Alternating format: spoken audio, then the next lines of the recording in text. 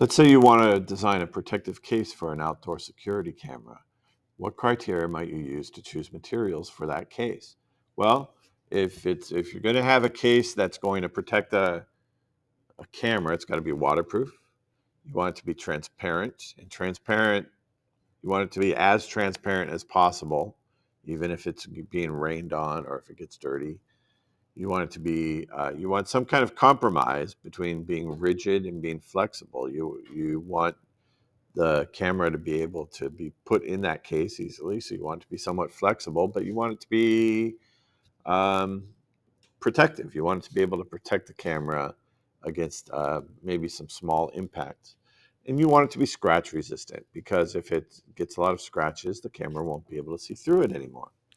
So engineers will think about what criteria are appropriate for that product and then select the material that has those criteria or that has the most of those criteria. Sometimes they have to make trade-offs between different criteria. Now, on the next slide, we're going to look at some of the different types of strength, and we're going to look at examples of materials and how they rate in that strength. We're going to, our table is going to be incomplete, so we're going to complete it by identifying the missing material strength or by giving an example.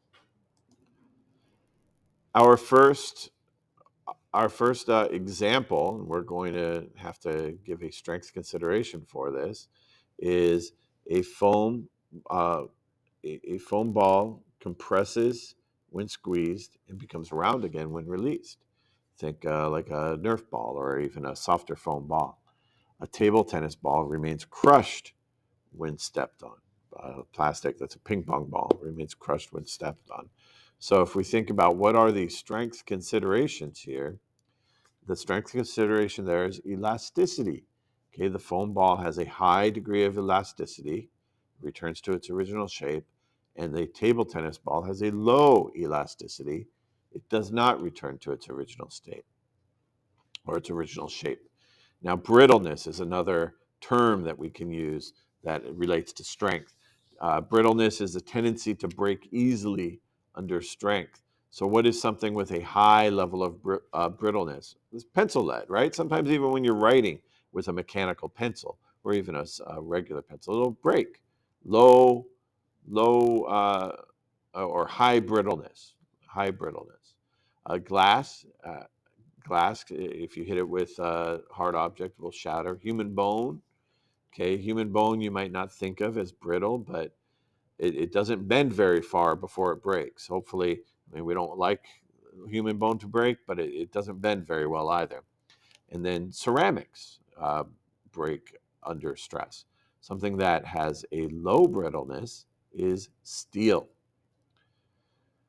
Let's look at our next row, something that has tensile strength. Tensile strength is a resistance to tension.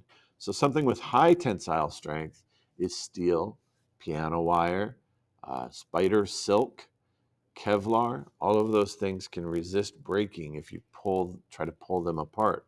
Something with low tensile strength, things that break easily when there's tension on them, pulling in both directions. Concrete, plastic shopping bags, wood parallel to the grain. Wood is interesting because it has a grain pattern, and it has that grain pattern provides different strengths in different directions. So if you try to break wood parallel to the grain, it has, or if you pull on wood perpendicular to the grain, then it will break parallel to the grain. Something with high compression strength. Compression strength is high in concrete, ceramic, brick, diamond, glass, and rock. They all resist compressive forces. So, compression strength is the ability to be squashed or pushed on without breaking. Low compression strength, it doesn't list anything here, but I mean, these are not building materials, but think of like an egg or not a flat plane of glass, but like a glass that you would drink out of, a drinking glass. Those things are going to break if you push on them. And then we have specific strength. That's the force a material withstands divided by its density.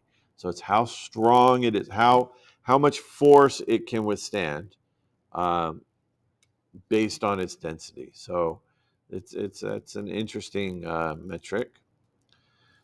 So spider silk can withstand a lot of force based on its density because it has low density, high resistance to force. Steel wire also very light because it's stretched out.